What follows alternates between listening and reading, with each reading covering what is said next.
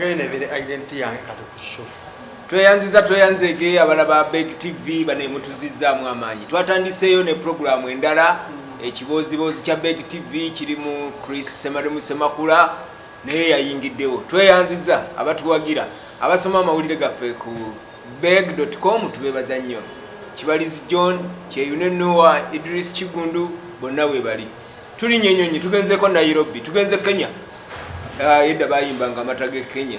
Naye era ndoza gakyali mata. Kenya bwogenda ogigerageranya ne Uganda gakyali mata. Amata gaffe yagagobayo kakati tunagerageranya tutya. Anga tuzimba capacity yafe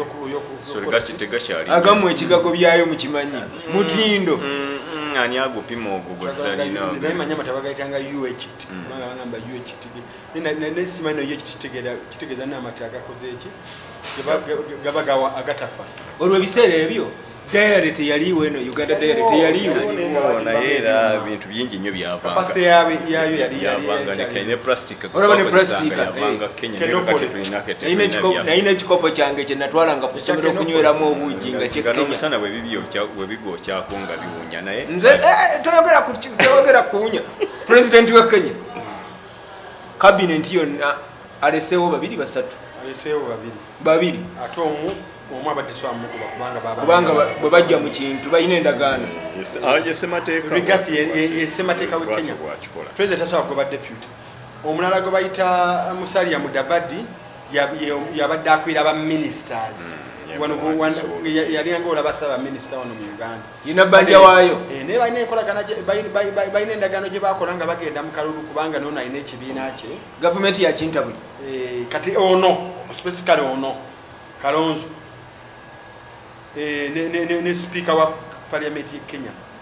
wetangula balina endagaano gye bakola nti no wangula nze nja kubeera mu kifo bwekitiibwa ekikyalube kataso agimenya ate ne Kalonzo ne Mudavadi alina abantu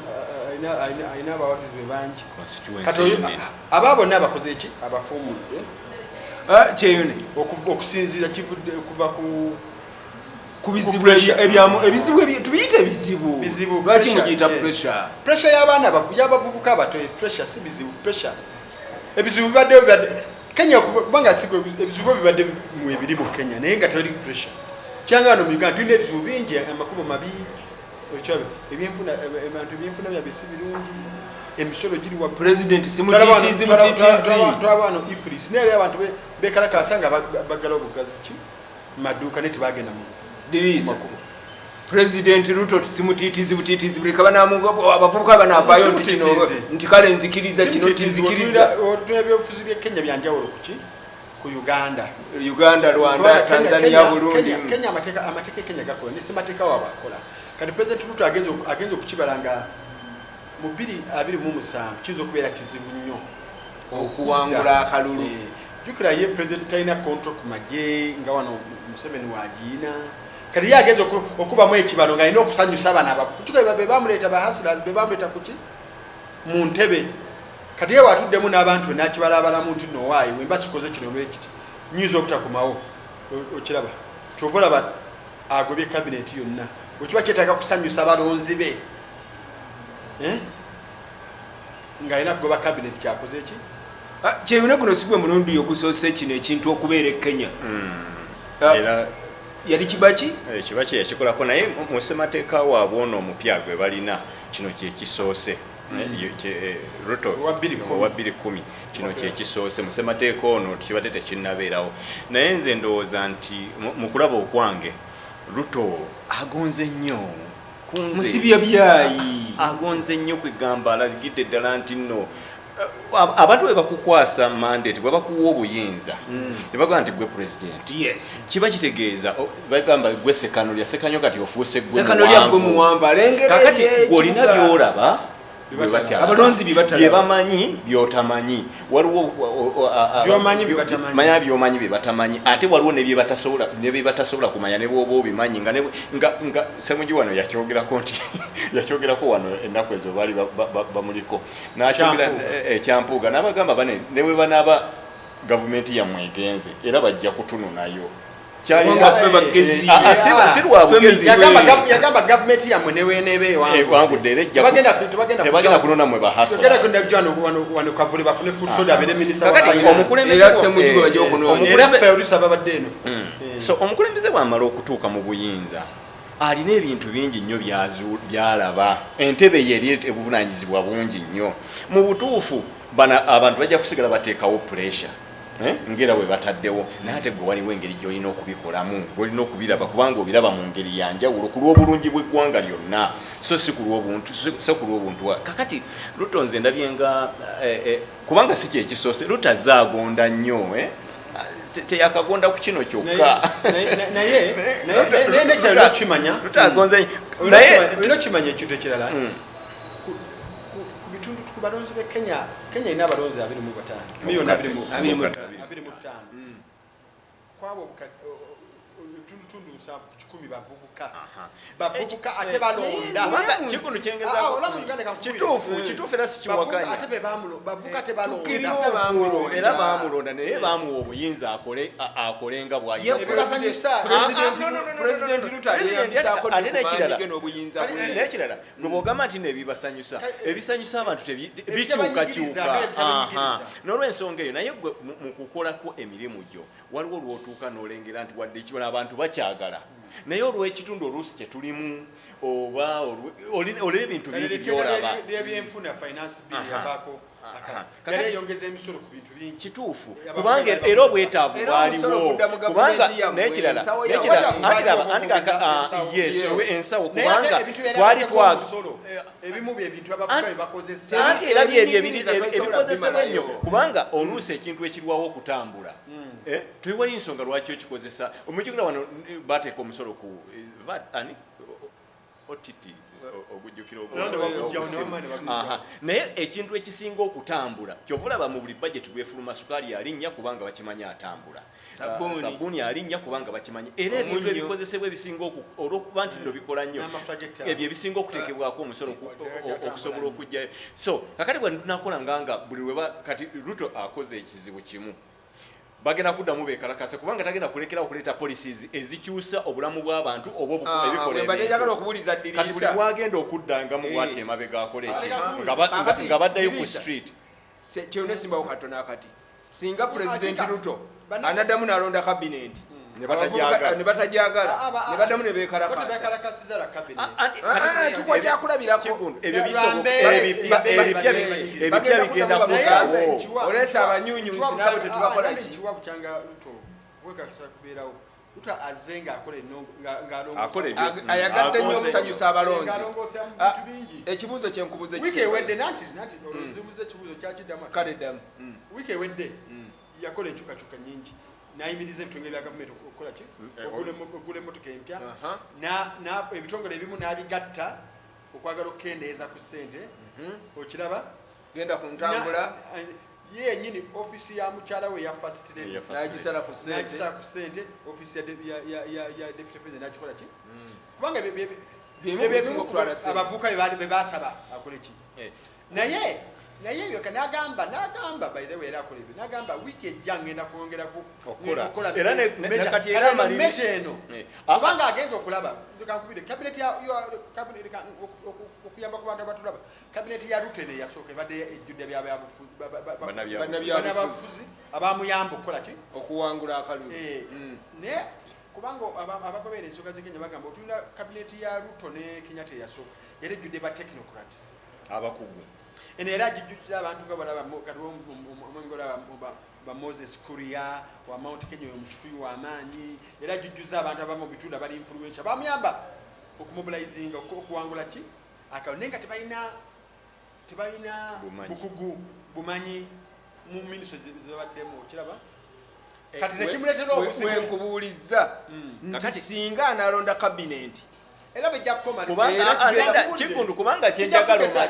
tekijja kukoma kubanga amazima ebyetaago by'abantu obwetaavu bwabwe tebisobola kukoma ate ne biba baagala buli ssaawa tebisobola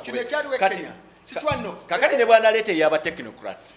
abakugu abamanyi ekintu era bagenda kutandika bajja kuleetamu mulundi gumu omanyi kati leka nkubire nezina ekyuka kyozalese ziyinza okutamatiza buli muntu naye nkiwa bangi abavuka ekyokuli kyembadde njagala okubabuuza Ruto tagenda creating ate opposition ey'amaanyi okuva mu cabinet gy'ayiye kiyinza obutabeerawo byafaayo bya Kenya nnyo tebitambula nnyo bwe biti sikiraba bwe ntyo kubanga ndowooza gwe tuwa ensonga yo nedirisa kubanga ndaba nti abantu bano bategedde akazitowe kava banakkiriza era bakimanyi nze kimanyi bakimanyi lwaki kikoleddwa ate bakimanyi lwaki kikoleddwa kakati olwokuba bakimanyi nti era kyemmanyi nti tekibagudde abamu kyemmanyi tekibaguddeeko bugwe newankubadde kirabika ng'ekibaguddeeko tugambe nti Ruto yayise cabinet eyo n'agibriefing n'abagamba nanga kisoboka ate era kiyinza obugwanga tekiyombiriri bisoboka nga mulimu era akati nga mu Kenya abantu abamu bebasudde abayinza okutanga si basanyufu wadde bamutegezezaako naye kati omuntu ayinza okwegatta n'abamu era kibaddewo anti kati tutule basudde bano kubanga pressure kakati ono yegatta ku baani ono anyiiza kubana abangi abavubuka ate nga ono akoledde mu interest zaabwe Kenya ina opposition mu linnya naye kati ensonga eziri kati kankubwire leka ntagaze kati abantu Ruto ne Raila bakola meeting balina olukuŋŋaana eno era okugezako okuwoya abavubuka bakoleki bakendezeemu abavubuka bonna babavumirawo omulundi ogwo babagatta omulundi ogwo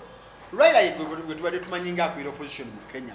naye amazima kati Raila bamulabanga ayegase kubanga alina ebiruubirirwa ebibyeegase ku Ruto era takyabagasa musino mu kwekalakasa okubaddewo Kenya kuno kwavuka temubaddemu bibiina jukira bavuke era bagamba bana bato bagamba na bakulembeze muve mu nsonga ki mu nsonga zaffe muzivemu kubanga kibalaze abakulembeze be bamu kubanga era kubanga nalaba Raila nga ageza akato kutifeninga Ruto mu mite era ne bamutwalirawo kibaita okutwalira ne bamutwalira kuki nga tetundagenda maaso kiraga nti nno kati abavubuka bali Kenya kati ebibiina tebikyakola katuwummulemu eddakiika emu tulabe obubaka bwa bannaffe abatuwagira nga abajjanani school bombo tulyoke tugende mu maaso n'abalala batwegaseeko mwenna mwebale. You can rest assured of your child's excellent performance when you register your child with Janan Schools, Bombo Kalule Campus and Kabalagala. Due to their firm educational background, we have the best facilities in both arts and sciences, fully updated to the latest sector standards, right from Senior 1 to Senior 6, in an environment that offers a chance to apply practical skills in all fields. That include a computer lab, introducing our students to the tech world, a well-organized science laboratory, a fully stocked library with all the essential books a student may need, a model farm to equip students with all the basic knowledge in agriculture, plus extra vocational skills. We promote co-curricular activities in sports like badminton, table tennis, basketball, volleyball, chess, and many more other activities. Register your child today at both campuses in Bombo Kalule and Kabalagala campus. For more information, contact us on the numbers below. Tukomyewo Ruto bulijjo mutugamba mwabamanyi nti Ruto era yebuuza nnyo ku Museveni, yeekulukunya ku Museveni, kati ekyo yakikoze Museveni yeyamugambye mu kino yebuuza kibadde kyetaaga okwebuuza simanyi kuba nogamba nno yebuuza nnyo ku Museveni anti mukwano gwe bagamba mbudda goyita naye ebyekenya ebyobufuzi byanjawulo kituufu mukwano gwe naye waliwo kati ebintu byalina okusalira amagezi ye nga Ruto ng'asinziira ku mbeera eri muki mu ggwanga lye kubanga embeera eri okubako kasimu embeera eri mu Uganda ne Kenya ki yanjawulo wano mu Uganda tulina omuntu nga amagye gage ebitongole byonna bibye ebitongole byonna nga byonna biri mu nsawo ze okyaba ekenya embeera yaki ekenya tusobola wano mu Uganda tulina president agamba omulamuzi nti nno tufena tukimanyi kutwala mu musango gw'abasiraamu guno gwe baali basaze guno musajja yali atwala Kampala mukadde yenna president n'awandikira chief justice agamba omulamuzi omwe yasoze eki wano yasaze akyuse embeera twagala okulaba nga bategeeze mu apiru ng'ebintu bikoze eki bikyuse si yali Kenya si embeera eri Kenya wayinza okumwebuuzaako ku bintu ebimu naye alina okukimanya kubanga Ruto is a civilian si munnamagye Museveni amaze emyaka aga kyekirayisa luta ekyomutiitiisi kuba si wamagye tokola Museveni ayogera my army my oil kubanga Museveni leka kino ate mumwayiriza leka kino nakyo kyogere sagala abe nayo mbakitwale Museveni akimanya abantu benekalakasa mu Uganda kiki akawulwa ajja kawangula yalangirira yasalawo kyo tukimanyi Kenya kyanjawulo kubanga Kenya yi president akimanyi mayinza okubakalulu yensokola kyo musajja ene side choba inokuliriza abalonzi amalozi g'abantu Museveni ajja baleka mu kalakasa kubanga sigwa agenda okweranga endowooza yo ku kyokwebuuza n'obuteebuuza kisoboka kino okujja wano mwemwe kiina werala wekisobola okubeera Uganda, Kenya, wali Tanzania, Rwanda, Burundi wano mu East Africa kisoboka okubeera nga bwe kiri Kenya ne Tanzania kati we batuuseemuko mu demokrasiya ntambula ya tuli kuono kati ate toli yafa lwaki kati ne Tanzania engeri gye batambulamu bwe kibaayo sisobola kukyewuunya ku ntambula yaabwe ekyokwekalakasa era ne babaako ebintu bye bakyusisa nakyo sisobola kyewuunya naye wasigadde wano mu Uganda mu Uganda bwe kisobokera wali ewantu wamu singa Abannayuganda bawera emitwalo 10 ku street ne bamalako ennaku ezo ne bagamba jjajja nti abo bonna tetubaagala kale ne bakuŋŋaanya emitwalo 20 ne gigenda ku street ne basobola okumaintaininga okubeera ku street ennaku ne bweziba 2 bweziti ekyo ekibaddeko basobola okugamba twagala gundi nga takyaliko ne gundi nga takyaliko kubanga kasita bibeerawo bibeera ebintu bibiri either wetuviira ku luguudo nga gwe ne gavumenti yo ogudde oba okugenda okusigaza gavumenti ye okusigala nga kweri aba alina kugendera ku pressure eno bano gye baba bataddewo naye kyebuuzibwa nti emitwalo 20 wano mu Uganda gisobola yenga kyekibaddewo nze sifuddeeyo gye buvudde naye ngamba abantu abo waliwo omuntu asobola obbakunga n'abamatiza oba bo ne beekunga nga bwe kyabadde Kenya ne bagenda naye wolibalabirako Katonda kali kuwa amaaso n'obalabako nga bwe bali ku streets za Kampala ne babeerako ennaku 2 bino byonna ebibadde Kenya ne demands ze bataddeko Museveni ajja kutuuza press conference naye agobe mpozi koolo buli batebukedde nga tebeebase naye abantu baffe mubaleke beebaka otulo twabwe bali empuuta yaabwe bali omukene waabwe tusiibule lwaki tetuva wano tubimazeeyo mwebale nnyo mwebalire ddala bannaffe abatuwagira n'abatulaba yo ye Beg TV tubaleetera endowooza ezaffe ez'enjawulo zaffe ndowooza zaffe si kye tubagamba mukole